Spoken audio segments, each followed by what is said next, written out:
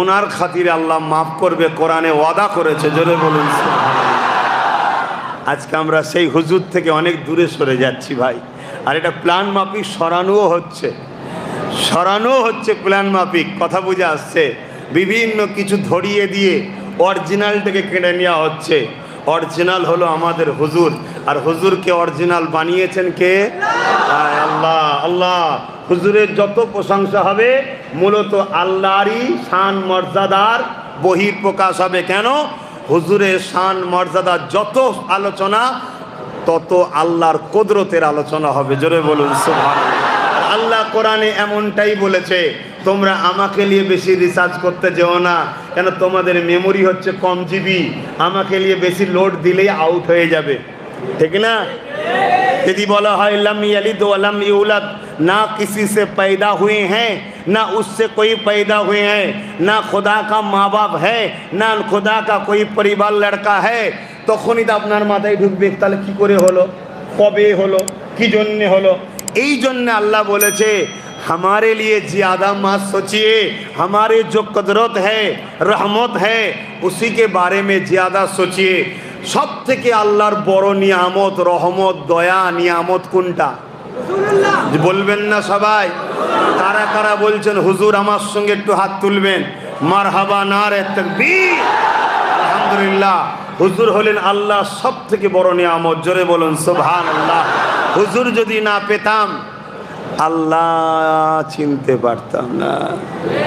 আল্লাহ আল্লাহ আল্লাহ আল্লাহ প্রমাণ করতে গেলে হুজুরের জবানের সত্যটাকে বিশ্বাস করতে হবে। জোরে বলুন সুবহানাল্লাহ। হুজুরকে না পেলে কোরআন পেতাম না, কেন কোরআন হুজুরের উপরে এসেছে। কোরআনকে কেউ নিবার ক্ষমতা পারেনি ভাই, হুজুরের সিনার ক্ষমতা আছে। আল্লাহ বানিয়েছে সেইভাবে যে এই সিনাটাই নিতে পারবে। জোরে বলুন সুবহানাল্লাহ। হুজুর না এলে আমরা কিছুই পেতাম না। তাই আল্লাহ বলছেন, হে দুনিয়ার মানুষ, তোদেরকে আমি দুটো চোখ দিয়েছি, এহসান করি না। দুটো হাত দিয়েছি, আমি এহসান করছি বলি না। অর্থাৎ এহসান আল্লাহ জাতাইনে। আল্লাহ বাপমা দিয়েছে, বলেন এহসান করেছি। আল্লাহ দুটো পা দিয়েছে, বলেন এহসান করেছি। আল্লাহ দুটো কান দিয়েছে, বলেন এহসান করেছি। দুটো কিডনি দিয়েছে, বলেন এহসান করেছি। হ্যাঁ, 1 লক্ষ মতান্তর 2,24,000 নবী রসুল পাঠিয়ে আল্লাহ এহসান জাতাইনে।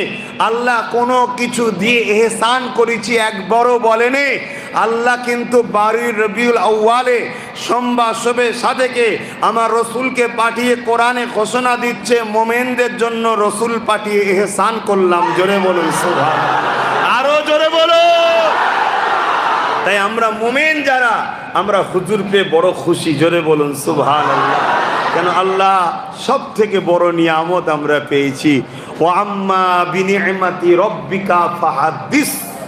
আল্লাহ কোরআনে বলছে, তোমরা আমার নিয়ামত, আমার নিয়ামতের চর্চা করো, গুণগান করো, প্রশংসা করো। আমার নিয়ামতকে তোমরা পেয়েছো, এর বহিঃপ্রকাশ করো। জোরে বলুন সুবহানাল্লাহ।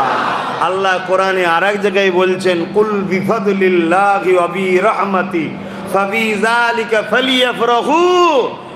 হাবিব আপনি বলেন, আপ ফরমাইয়ে। আল্লাহ আমার নবীকে বড় কাফলাম, কুলি মামা আনা, আপ ফরমাইয়ে। নবীকে বলার জন্য আল্লাহ বলছে যে বলুন, দুনিয়ার মানুষজন আমার রহমত ও ফজল পেয়ে খুশি বানায়। জোরে বলুন সুবহানাল্লাহ। আল্লাহর সব থেকে বড় ফজল হলো হুজুর, আর আল্লাহর সব থেকে বড় রহমত কি? সূরা আম্বিয়া, ওমা আরসালনাকা ইল্লা রাহমাতাল লিল আলামিন। আল্লাহ আমার নবীকে তামাম আলমের জন্য দয়া করেছে। জোরে বলুন সুবহানাল্লাহ। আল্লাহ হলেন রব্বুল আলামিন। আল্লাহকে রব্বুল आलमीन हर शय को पालने वाला, हर कुछ हर शय को पालने वाला रब अल्लाह है। बोलिए सुभान अल्लाह। और मेरे खुदा अपने हबीब को बनाया रहमतल लिल आलमीन। बोलिए सुभान अल्लाह। ता अल्लाह যখন আমার নবীর শান দিয়েছে, আমরা সেই শানের আলোচনা করলে আল্লাহ খুশি হবে না? হবে না? আল্লাহ খুশি হবে, আল্লাহ খুশি হবে। আর আল্লাহ নবীর দুশ্মনদের বিরোধী করলে আল্লাহ খুশি হবে না? হবে না? খুশি হবে। কেন? আল্লাহ নবীর দুশ্মনদের বিরোধী করেছে। আবু লাহাবের বিরুদ্ধে তাব্বাত ইয়াদা আবি লাহাবি ওই সূরা নাজিল করেছে না করেনি? আল্লাহ জবাব দিয়েছে নবী পাকের পক্ষে দাঁড়িয়ে। অতএব আমরাও যদি রাসূলুল্লাহর পক্ষে কথা বলি আল্লাহ খুশি হবে। জোরে বলুন সুবহানাল্লাহ। সেই নবী পে আমরা খুশি না বেজার? আল্লাহ নবী যখন দুনিয়া জমিনে আসলেন, আসমান খুশি হয়েছে, জমিন খুশি হয়েছে, কাবা খুশি হয়েছে, হার মখলুকাত খুশি হয়েছে। সবাই একে অপরকে খুশি সংবাদ দিতে লেগেছে। আজ থেকে ১২৫৭০ খ্রিস্টাব্দে ১২ রবিউল আউয়াল সোমবার সাদেকের সময় আল্লাহ নবী যেদিন দুনিয়ায় তাশরীফ আনার সময় হয়েছিল, একে অপরকে খুশির মেসেজ দিচ্ছে, একে অপরকে জানাচ্ছে আজ পৃথিবীর জমিনে রাহমাতাল লিল আলামিন আসবে। আজকে আমি কাবা জিনার ওসিলায় শিরক মুক্ত হব, আমি কাবা জিনার ওসিলায় পবিত্র ধন্য হয়ে যাব, আমি কাবা জিনার ওসিলা করে আজকে সম্মানিত হব। এইভাবে আমার নবী পাকের খুশির মেসেজ একে অপরকে দিতে লেগেছে। এ যুবকেরা, আমরাই বা কেন যুগে যুগে যুগে দুনিয়াকে জানাবো না? এ দুনিয়া শোনো, এই মাসের ১২ তারিখে সোমবার শুভেচ্ছা থেকে সময় আল্লাহ পাকের সব থেকে বড় নিয়ামত দয়ার নবী তাশরীফ এনেছিলেন।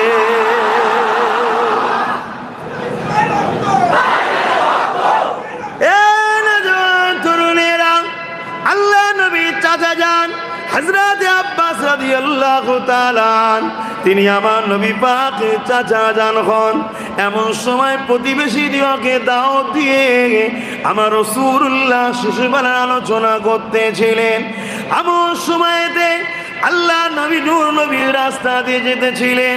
আমার নবী পাককে দেখে আল্লাহ নবী চাচা যান দাঁড়িয়ে গেলেন, প্রতিবেশীরাও দাঁড়িয়ে গেলেন, সালাম দিয়ে বলতে লাগলেন, ইয়া রাসূলুল্লাহ হাবিবাল্লাহ, আমরা আপনার মৌলুদ বানাতে লেগেছি, শিশুবেলার আলোচনা করতে লেগেছি, হুজুর আপনি আমাদের মাহফিলে এসে বসুন। আল্লাহ নবী বলেছিলেন, এ আমার সাহাবারা, এ আমার প্রতিবেশীরা, আমি নবী অবশ্যই যাব। কেন? আমি নবী যা দেখি তোমরা তা দেখতে পাও না। এই কথাটাকে নোট করবে যুব সমাজ, এই কথাকে নোট করো। জিন্দেগিতে যদি গুনাহ পাহাড় পরিমাণও হয়ে যায়, এর মাপ অবশ্যই রাস্তা আছে। কিন্তু আমার নবীকে যদি না চেনো, জাহান্নামে ঢুকবে, আর কোনোদিন বেরোবার রাস্তা নাই। তাই নবী নবী নবী নবী করো, নবীকে চেনো, নবীকে চেনো। যে নবীকে চিনেছে সেই তো সিদ্দিক আকবর হয়েছে, যে নবীকে চেনে নে সে তো আবু জেহেল হয়েছে, যে নবীকে চিনেছে ফারুকে আজম হয়েছে, যে নবীকে চেনে নে উতবা সাইবা হয়েছে, যে নবীকে চিনেছে শেরে খোদা মৌলা আলী হয়ে গেছে, আর যে নবীকে চেনে নে রাইসুল মুনাফিক আব্দুল্লাহ ইবনে উবাই হয়ে গেছে। নামাজও পড়েছে, টুপিও পরেছে, পাগড়িও বেঁধেছে, দাড়িও রেখেছে, রসুলকে ইক্তেদাও করেছে, নবীর মজলিসে বসে ওয়াজ শুনেছে, তথাপিও বিশ্ববিখ্যাত মুনাফিক জাহান্নামী হয়ে গেছে। কেন? সব করেছে, রসুলকে চিনতে পারেনি। মনে রাখবে, যে রসুল ছিল তার জন্যই তো জান্নাতের দরজা খুলবে। এবারে রসুল চেনার পরে রসুলের সুন্নতে জিন্দেগি কাটালো। নবী নামাজ পড়েছে, নামাজ পড়েছে, নবী রোজা রেখেছে, ও রোজা রেখেছে, নবী হজ করেছে, তারাও হজ করেছে, নবী দান খায়রাত করতে বলেছে, তারাও করেছে। এক কথাই নবী সুন্নতে জিন্দেগি কাটালো। সে জান্নাতের উঁচু মাকামে গিয়ে দাঁড়াবে। কিন্তু জান্নাতে দরজা খুলতে গেলে নবী লাগবে, নবী ছাড়া জান্নাতে দরজা খোলা যায় না। যেমন হিন্দুস্তান থেকে হজ করতে গিয়ে আরবে যাবেন, ভিসা লাগবে।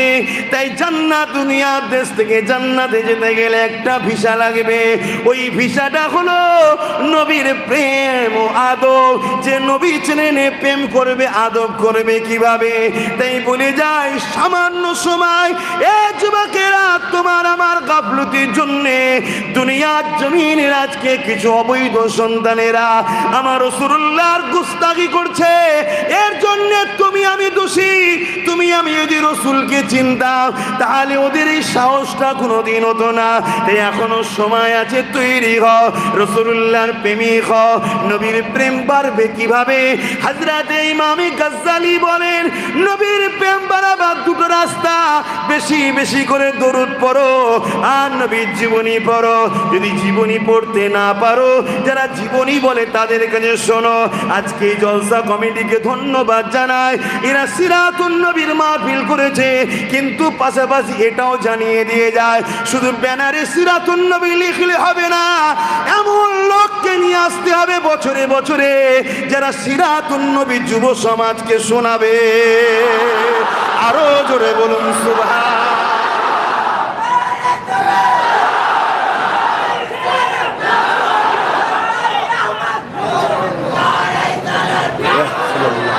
ভাইরা আমার, নজওয়ানেরা, আওয়াজ মাইকে বুঝতে পাচ্ছেন? অসুবিধে হচ্ছে? তরুণেরা, খুলে আলোচনা করছি। ঘরের মধ্যে দুজন চারজন গেলে মুরিদ বানাচ্ছি না আমি, খুলে আলোচনা করছি। হাজারো ক্যামেরা সামনে রয়েছে, আলোচনা করছি। পৃথিবী পরিমাণ আমল করলো, নামাজ রোজ পড়লো, রোজা রোজ রাখলো, দাঁড়িয়ে রাখলো, টুপি পড়লো, 500 নয় 5000 মসজিদ বানালো। পৃথিবীর কাবা ঘরের মধ্যে ঢুকে গেল, কাবা ঘরের ভেতরে গিয়েও সিজদা দিবার চান্স পেয়ে গেল। বা হাতিম যেটা কাবারই অংশ, ওই জায়গাতে মরণ হলো। এই ব্যক্তিও যদি রাসূলকে না চেনে, অর্থাৎ নবীর প্রেম আদব যদি তার দিলে না থাকে, ওই ব্যক্তি জাহান্নামী, ঢুকবে, জীবনে বেরোবে না। কেননা আমার আল্লাহ কাবাকে কাবাও বানিয়েছে মুহাম্মদ রাসূলের ওসিলা। আরো জোরে বলুন সুবহান। এ নওজওয়ান তরুণেরা, সেই নবীকে দিলে জায়গা দেন, সেই নবীর সুন্নতে জিন্দেগি তৈরি করুন। যার দিলে রাসূল আসবে, অটোমেটিক তার মধ্যে পরিবর্তন আসবে, অটোমেটিক তার মধ্যে আল্লাহ দিনের ভালোবাসা আসবে, অটোমেটিক তার মধ্যে চেতনা পয়দা হবে। তাই বলে দিয়ে যায়, আমার রাসূল পাক এই মাসে এসেছিলেন। এ যুবকেরা, আমার নবী আসার আলোচনা যারা শোনে তারা বড় খুশি হয়। আজকে আপনারা এক্ষুনি খুশি হবেন, কেমন করে দেখুন। হযরতে আব্বাস রাদিয়াল্লাহু তাআলা আমার নবী পাককে কি বললেন, ইয়া রাসূলুল্লাহ, আমরা আপনার শিশুবেলা আলোচনা করছি, আল্লাহ নবীকে দাওয়াত দিলেন, হুজুর বসেন, আমাদের মাহফিলে আসেন। আল্লাহ নবী কি জবাব দিয়েছিলেন? এ সাহাবারা, আমি নবী যা জানি তোমরা তা জানো না, আমি নবী যা দেখি তোমরা তা দেখো না। ভালো করে নোট করবেন, আমি নবী যা জানি, আমি নবী যা দেখি। এ সাহাবা, তোমরা তা দেখো না, জানো না। সাহাবাদেরকে নবী যদি বলে দেখো না, জানো না, তাহলে আমার মতো মৌলানা মুফতি আমার তাহলে কোন জায়গায় স্থান ভাবতে হবে? আর আজকে যদি আমি বলি আমিও সব জানি, সব জানি না, রাসূল ছাড়া চলার কোনো রাস্তা নাই। নবী পাক সাহাবা হুজুরদিগকে বললেন, আমি যা জানি তোমরা তা জানো না। এর মানে হলো সাহাবারা নবীর মতো নয়, তাই নবী যা জানে সাহাবারা জানে না। যদি মতো হতো তাহলে সাহাবারাও জানতে পারতো। তাহলে সাহাবারা যদি নবীর মতো না হয়, আমরা কে করে নবীর মতো হতে পারি? তাই শুধু দাড়ি চাচা নবীর বিরোধী করে তা নয়, একদল দাড়িওয়ালা সমাজে বেরিয়েছে নবীর দুশমন। এই মুনাফিক গাদ্দারদের জন্য বাইরের লোকেরা আমার নবীকে আজকে সমালোচনা করছে। তাই আমাদেরকে ঘর বাইরে উভয় নবীর দুশমনের বিরুদ্ধে সংগঠিত হওয়া দরকার, ঠিক না বেঠি? অসুবিধা হচ্ছে? আমি দেশেও বলি, আজকে আপনাদেরও বলে যাচ্ছি, অসুবিধে হলে আনবেন না, অসুবিধে হলে আনবেন না। আর এনেছেন যখন শুনতে হবে। কথা মাথায় শুনছেন না? হ্যাঁ, কেন আমি কি আমার আব্বার কথা বলছি নাকি আমার দাদুর কথা বলছি? যার কথা স্বয়ং আল্লাহ বলে, জোরে বলুন সুবহানাল্লাহ। যার বিষয়ে আল্লাহ কোরআনে আয়াত নাজিল করে, যে আমার হাবিবের গলার আওয়াজের ওপরে আওয়াজ হলে সব আমল কি হবে? সব আমল কি হবে? বরবাদ হয়ে যাবে। আচ্ছা বলুন তো, একটা লোক 80 বছর নামাজ পড়েছে, শুনছেন বাবু তুমি রাখো, তোমাদের দেখা দেখি এইটুকু ছেলে শিখছে, তোমাদের দুজনের দেখা দেখি না, এইটুকু বাচ্চা কি বোঝে? শুনছেন, একটা লোক 80 বছর নামাজ পড়েছে, 5 ওয়াক্ত নামাজ, তাহাজ্জুদের নামাজ, কথা বুঝে আসছে, 50 বার হজ করেছে, শুনছেন তো নাকি? 500 মাদ্রাসা করেছে, 500 মসজিদ করেছে, 100 গরিব মেয়ের বিবাহ দিয়েছে। ভাই এই কাজগুলো ভালো না খারাপ? জোরে বলবেন না? এখন এই মানুষটার গলার আওয়াজ নবীর আওয়াজের থেকে যদি উঠে যায়, এর জন্য কোরআনের ফায়সালা কি? সব আমল সব বরবাদ। কথা বুঝে আসছে? নামাজটা হচ্ছে আমল, রোজাটা আমল, মসজিদ বানানো নেক কাজ আমল, মাদ্রাসা বানানো নেক কাজ আমল, অর্থাৎ নেকি হয়। গরিব মেয়েদের নেকা দেওয়া নেক কাজ আমল, নেকি হয়। কিন্তু একবার যদি হুজুরের গলার আওয়াজের থেকে তার আওয়াজ বেশি হয়, কি হবে? হুজুর চিনতে পারছেন? হুজুর চেনেন? আর না হয় সে 1টায় 1:30টায় শীতের সময় উঠে তাহাজ্জুদ পড়েও দেখবেন জাহান্নামের দরজার সামনে দাঁড়িয়ে আছেন। আর হুজুর যদি চেনেন, ব্যাগে যদি মাল কমও থাকে, আহারে আমার মাহবুবের প্রেমিক এসছে, এ ফেরেশতা দিয়ে দে দিয়ে দে দিয়ে দে, আরো জোরে বলুন। আমি খেলনা করতে বলছি না, আমি খেলনার কথা বলছি না, ইশারাই করছি, খেলনা করে বলছি না। হ্যাঁ, 7টা জাহান্নাম 8টা জান্নাত। কেন? একটা জান্নাত আমার হাবিব মুহাম্মদ সাল্লাল্লাহু আলাইহি সাল্লামের দুয়াতে স্পেশাল করে বাড়ানো হয়েছে। জোরে বলুন সুবহানাল্লাহ। জান্নাতের কোনো নবী, কোনো ওলি, কোনো নবী কেউ জান্নাতে ততক্ষণ পর্যন্ত ঢুকতে পারবে না যতক্ষণ না আমার হুজুর যাবে। জোরে বলুন সুবহানাল্লাহ। আর হুজুরকে আল্লাহ বলেছে, ওয়ালা সাওফা ইউতিকা রাব্বুকা ফাতারদা। তাফসীর খুলে দেখো, আমি আপনাকে এক জায়গা থেকে আরেক জায়গা হবে আপনার জন্য শ্রেষ্ঠ, বা আপনাকে অচিরে এত দিয়া দেব যতক্ষণ পর্যন্ত আপনি না খুশি হবেন ততক্ষণ দেব।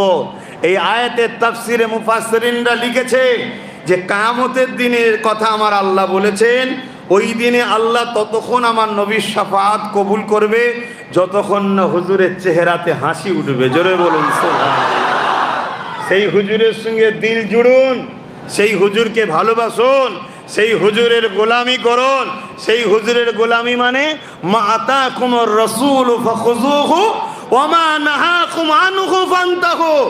আল্লাহ বলছে হুজুর যা দিচ্ছে নিয়ে নে, আর যা ছাড়তে বলেছে ছেড়ে দে, বা হুজুর যা আদেশ করেছে মেনে নে, হুজুর যা নিষেধ করেছে ছেড়ে দে। অতএব হুজুরের হায়ে হ্যাঁ, হুজুরের নায়ে না, এই গোলামির জিন্দেগি তৈরি করো, তবেই তুমি কামিয়াবি হবে। জোরে বলুন সুবহানাল্লাহ। আহা, কি নিয়ামত আল্লাহ আমার নবীকে করেছেন। হযরত আব্বাস রাদিয়াল্লাহু তাআলা আনহু হুজুর বললেন, আমার দয়ার নবী এসে বসলেন। আল্লাহ নবী বললেন, চাচা কি আলোচনা হচ্ছে? কি আলোচনা হচ্ছে? আল্লাহ নবী চাচা জান আলোচনা শুরু করেছে। ইয়া রাসূলুল্লাহ, হাবিবাল্লাহ, আমি আপনার শিশুবেলার কথা আমার প্রতিবেশীদের শোনাচ্ছি। কেন? আমি আপনার ঘরের কথা কি বাড়ির লোক জানে? ঘরের লোক বললে তবে তো জানবে, ঠিক না?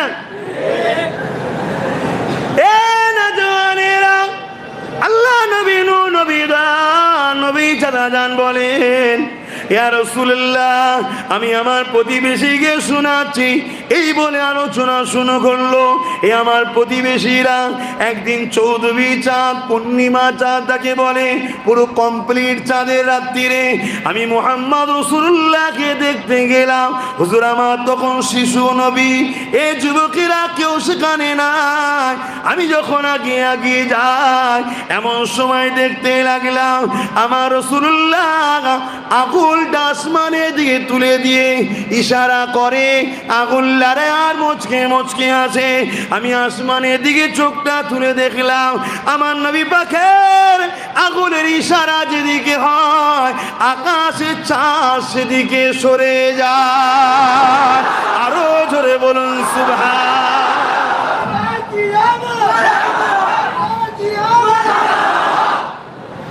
ভাইরা আমার, আমরা সবাই মিলে যদি চেষ্টা করে একটা হালোজিনকে একটু ঘোরাবার চেষ্টা করি, পারবো? যে আর আকাশের চাঁদ, শিশু নবী তখন হুজুর শিশু, দুনিয়ায় তাশরীফ এনেছেন, হুজুরের আঙ্গুলের ইশারায় চাঁদ খেলছে।